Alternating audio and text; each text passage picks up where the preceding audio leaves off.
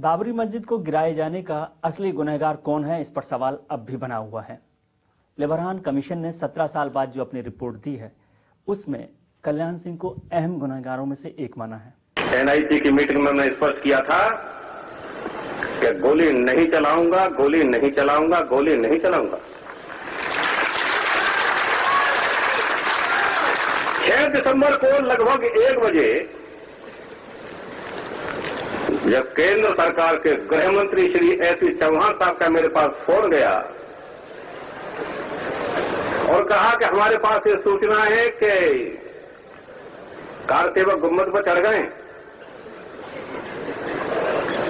आपके पास क्या सूचना है? तो मैंने कहा कि मेरे पास थोड़ा सा एक कदम आगे की है कि कार सेवक गुम्बद पर चढ़ गए हैं और कार सेवकों ने गुम्बद को तोड़ना भी शुरू कर दिया।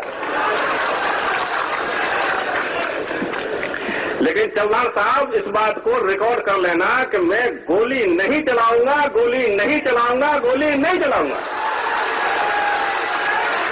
सारी जिम्मेदारी मैं अपने ऊपर लेता हूं, स्वीकार करता हूं। कल्याण सिंह जी उस वक्त उत्तर प्रदेश के मुख्यमंत्री थे और इस वक्त हमारे साथ हैं। कल्याण सिंह जी, आपका बहुत स्वागत है चक्रव्यूह में। बहुत धन्यवाद। लोग तो बहुत मजबूत मुख्यमंत्री मानते थे कल्याण सिंह जी। मैं मजबूत मुख्यमंत्री था, इसमें कोई संदेह नहीं है। मैं 3 उदाहरण देना चाहता हूं। अमेरिका के राष्ट्रपति कैनेडी की सुरक्षा के पक्के इंतजाम थे, लेकिन घटना घटित हो गई। श्रीमती इंदिरा गांधी की सुरक्षा के पक्के इंतजाम थे, लेकिन घटना घटित हो गई। राजीव गांधी की सुरक्षा के पक्के इंतजाम थे, लेकिन घटना घटित हो गई। ऐसे ही 6 दिसंबर को उस ढांचे की सुरक्षा के पक्के इंतजाम होते हुए भी घटना घटित हो गई। मैंने भी सुरक्षा के पक्के इंतजाम किए थे।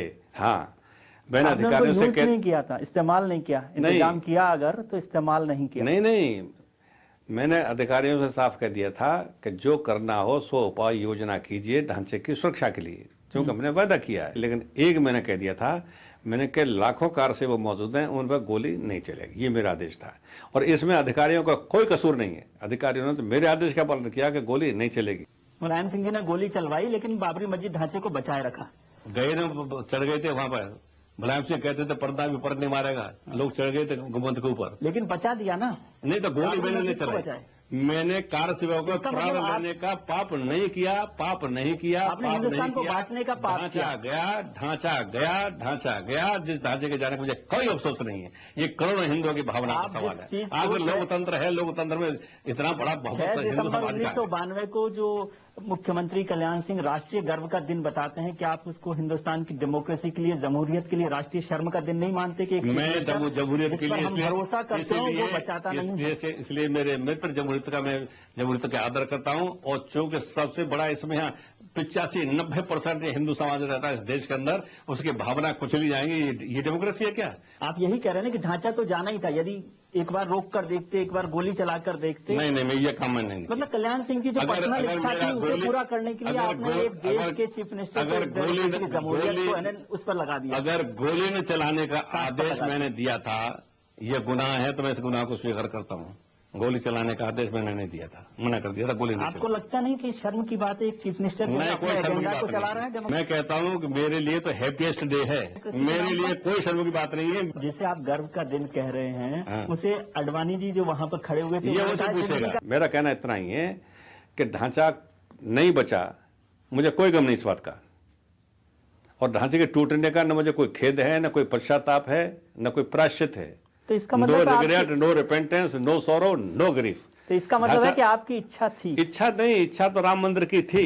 ढांचे को नहीं है। हाँ, वो टूटने के बाद बहुत से लोग कहते हैं कि साहब ये 6 दिसंबर 1992 की घटना राष्ट्रीय शर्म की बात है। मैं कहता हूं 6 दिसंबर 1992 की घटना राष्ट्रीय शर्म का विषय नहीं है, राष्ट्रीय गर्व का विषय है।